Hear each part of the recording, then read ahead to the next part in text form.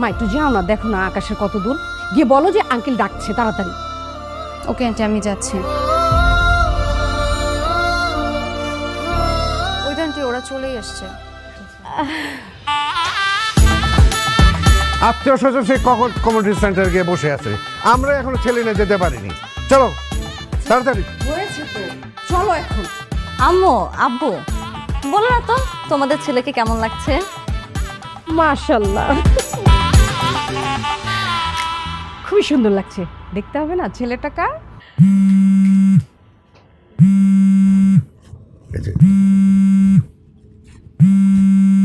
বলছিলাম না আর কত মানুষ ধৈর্য ধরে।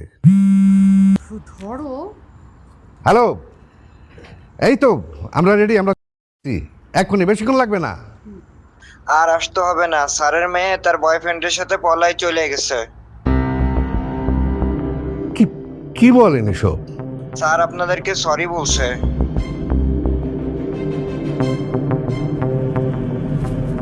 বাবা, মানে বলছিলাম যে কোনো সমস্যা কিছু হয়েছে?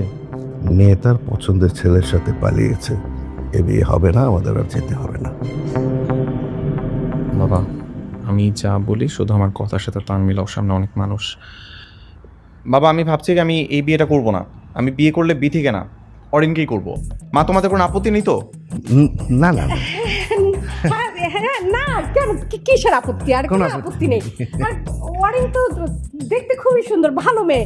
আর তাছাড়া অরিন তো তোকে খুবই পছন্দ করে। করো না অরিন? আমাদের কোনো আপত্তি নেই, তোমার আপত্তি আছে? না না, কোনো আপত্তি নেই। তাহলে তো হলোই। তোমার একটা কাজ কর, তোর বান্ধবীকে নিয়ে যা, সুন্দর করে বৌসা দিয়ে নিয়ে আয়। ভাইয়া, সত্যি? আরে হ্যাঁ হ্যাঁ সত্যি, যা যা তাড়াতাড়ি রেডি করো ওকে। আচ্ছা, তাহলে আমি পাত্রীপক্ষকে জানিয়ে দিচ্ছি এ বিয়ে হচ্ছে না, আমার ছেলে তার পছন্দের পাত্রীকে বিয়ে করবে। আর দেরি করছো কেন, তাড়াতাড়ি ফোন দাও। কিন্তু আঙ্কেল, আপনার বাড়ি ভর্তি আত্মীয় স্বজন, তাদের কাছে তো আপনার কোনো মান সম্মান থাকবে না। না থাকলে না থাকবে, আমার ছেলে যেখানে সুখী হবে আমি সেখানে বিয়ে দেবো। একদম। দাও তোমার বাবার নাম্বারটা একটু দাও আমাকে। বাবা দাঁড়াও, এ নাও বাবা আঙ্কেলের নাম্বার। তোমরা কথা বলো, আমি ওকে রেডি করে নিয়ে আসছি। হ্যাঁ যা, তাড়াতাড়ি যা। এই চল চল তাড়াতাড়ি।